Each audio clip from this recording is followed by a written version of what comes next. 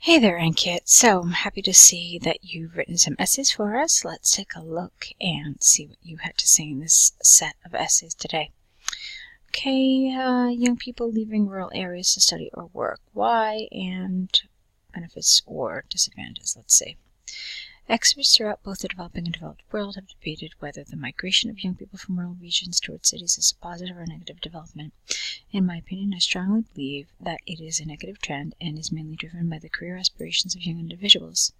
This essay will elaborate upon my opinion using the examples from the IMF and IIT Bombay to demonstrate points and prove arguments. All right, that's lovely. Firstly, there is ample evidence that most young individuals move to cities for better career prospects. The central reason behind this is that numerous cities not only host renowned universities, but also lucrative jobs, which are not available in countryside regions. To illustrate, recent empirical research by IMF demonstrated that the yearly influx of young people moving to New Delhi, the capital city of India, has increased by 35% over the last decade. This is due to the fact that New Delhi is home to top 5 universities of India and is also a hub of IT sector jobs. Therefore, it is conclusively clear that young scholars and professionals migrate to cities for their career aspirations. Okay. Yeah, no, that's good.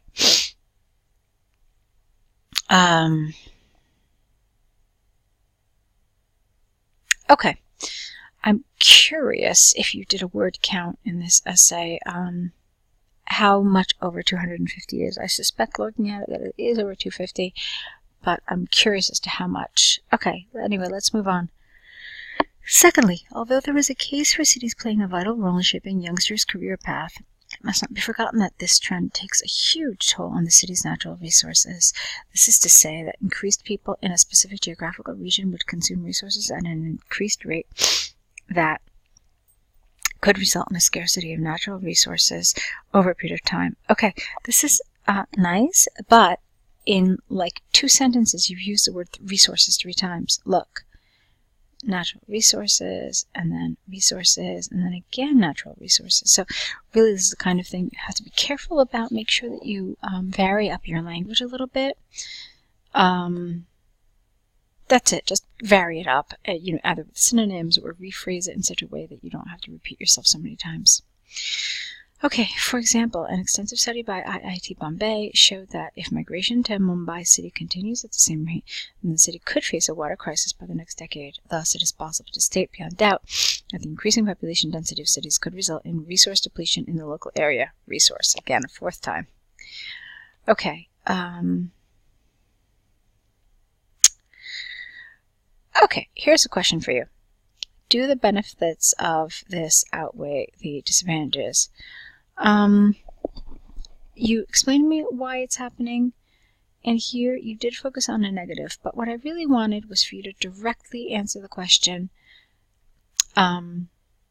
So, although there is a case for cities playing a vital role, it is clear that the negatives of just basically answer it. Like this part of the sentence, you could have just directly answered it. And that's really rather important because this way it tells the reader, or for your purposes, the examiner, this is what I'm answering here, and this is my position on the issue. Okay? You did say that here. You did say your position here, but this is also an important place to mention it again, okay?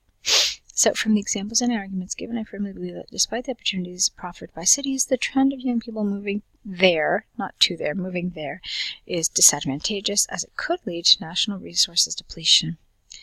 Again, please, you've already used this word like 4 times, so do vary it up. Just could lead to a crisis of clean water, or pollution, or scarcity of the basic needs that mankind needs. Something, okay? Just vary it up a little bit.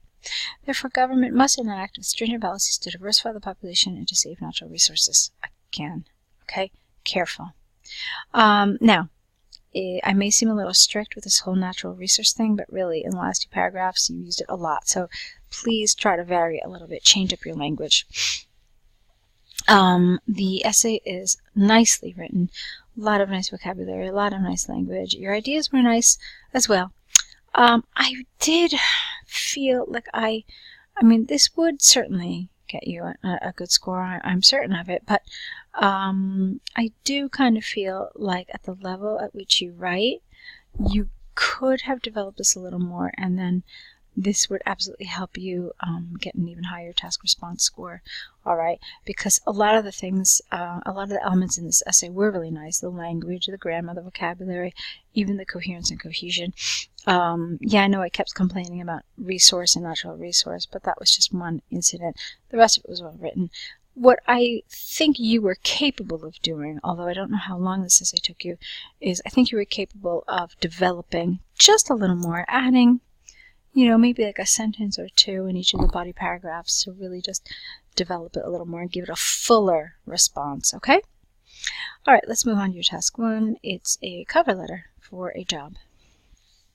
Dear Sir, Madam, I am writing in response to the advert for a senior software developer in Jobs Plus newspaper this date. I find, usually when we do this, we put a number for November, not the word. We have this / here. I found the position in context relevant to my career aspirations, and therefore I would like to apply for it. This is a little awkward. I've never heard this expression before in my life. I find the position in context. I think what you mean is something like, I find the position in question. I think that's what you mean, although it's not really the most natural way to express this in a cover letter. You could have just said, I find the position offered, or I found the position advertised relevant to my career aspirations, something like that.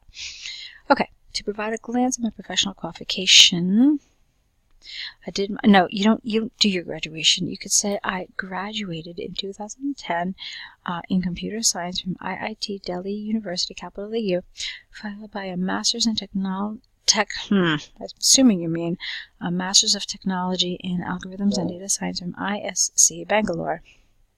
I have always liked working with computers, programming languages, and algorithms, and that is why I chose to become a software engineer. During my tertiary education, I received the first prize in inventing the fastest Elasticsearch algorithm, and by the end of the university program, I had 3 patents with my name.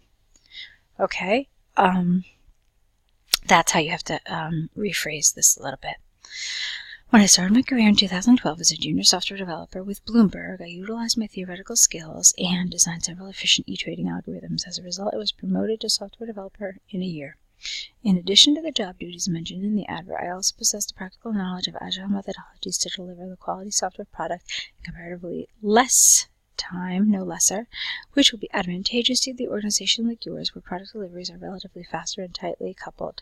For more details, I would request you to go through my CV, which I have attached with this letter. I look forward to hearing from you. Yours faithfully, Ankit Paul.